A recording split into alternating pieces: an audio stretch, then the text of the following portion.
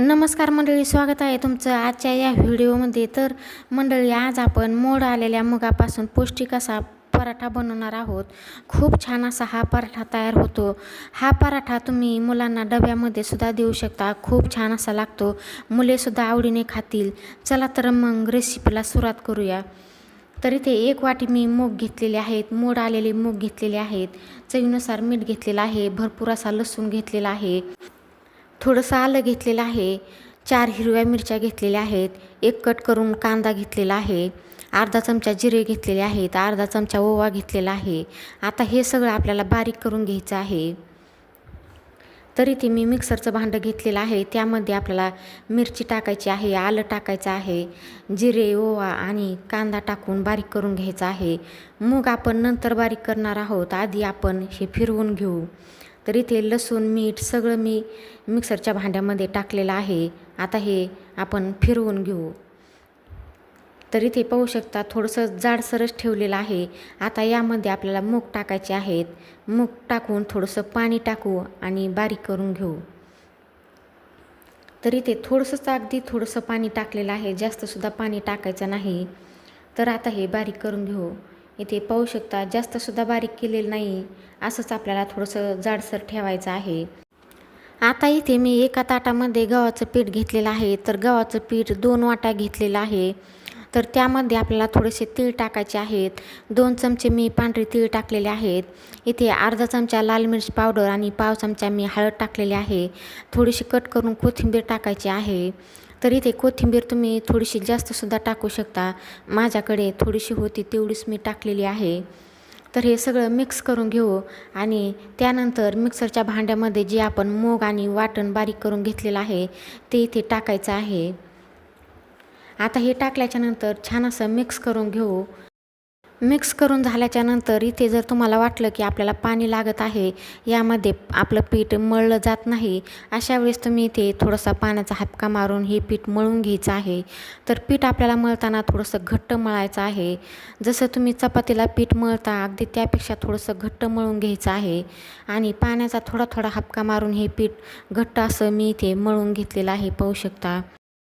तुम्ही जर माझ्या चॅनलवर नवीन असाल तर व्हिडिओला लाईक करा, शेअर करा, सबस्क्राईब करा आणि कमेंटद्वारे कळवा की तुम्हाला ही रेसिपी कशी वाटली आणि ही रेसिपी तुम्ही कुठल्या गावातून किंवा शहरातून पाहता ते सुद्धा नक्की कळवा. तर इथे 10 मिनटं हे पीठ मी भिजवून दिलेलं आहे. त्यानंतर आपल्याला पराठे बनवून घ्यायचे आहेत. त्यासाठी मी थोडंसं पीठ घेतलेलं आहे. तुम्हाला लहान मोठा जेवढा पराठा बनवायचा आहे तेवढं पीठ इथे घ्यायचं आहे.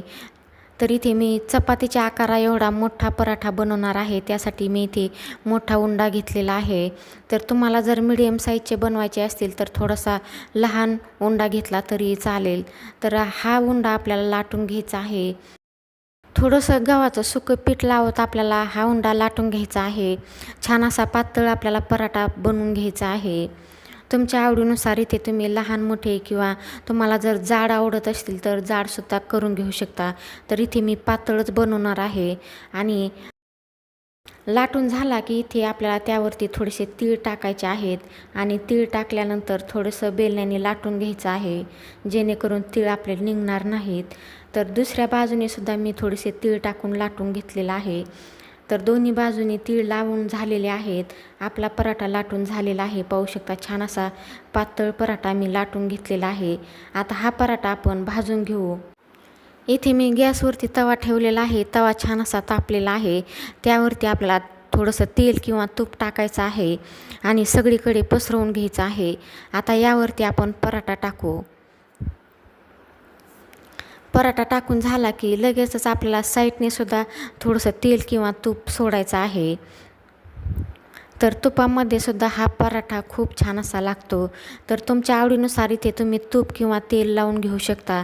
पराठा पलटून घेऊ. तर छान असा आपल्याला खरपूस हा पराठा भाजून घ्यायचा आहे. तर कमी गॅसवर न भाजता मोठ्या आचेवर आपल्याला हा पराठा भाजून घ्यायचा आहे. कमी गॅसवर जर तुम्ही पराठा भाजला तर पराठे वातड होतात.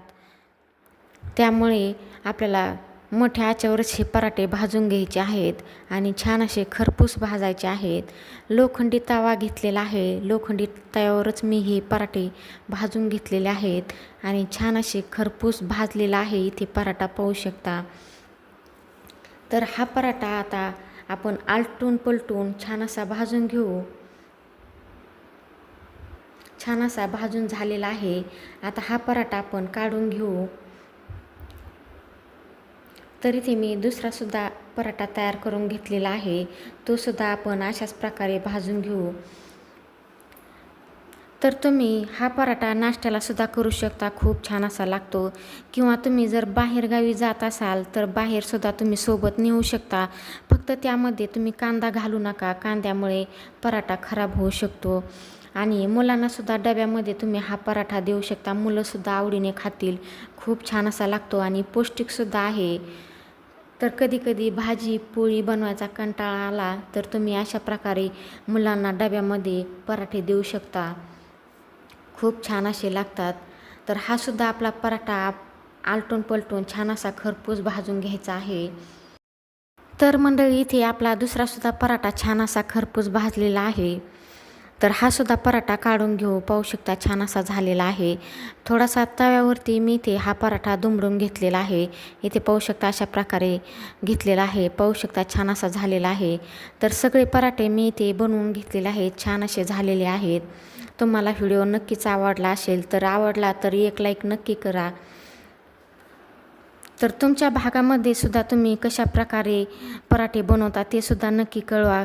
मी त्या प्रकारे सुद्धा बनवण्याचा प्रयत्न नक्की करीन. तर ते छान असे आपले हे सगळे पराठे तयार करून झालेले आहेत. चॅनलला फॉलो करा. चला तर मग पुन्हा भेटूया पुढील एका अशाच व्हिडिओमध्ये.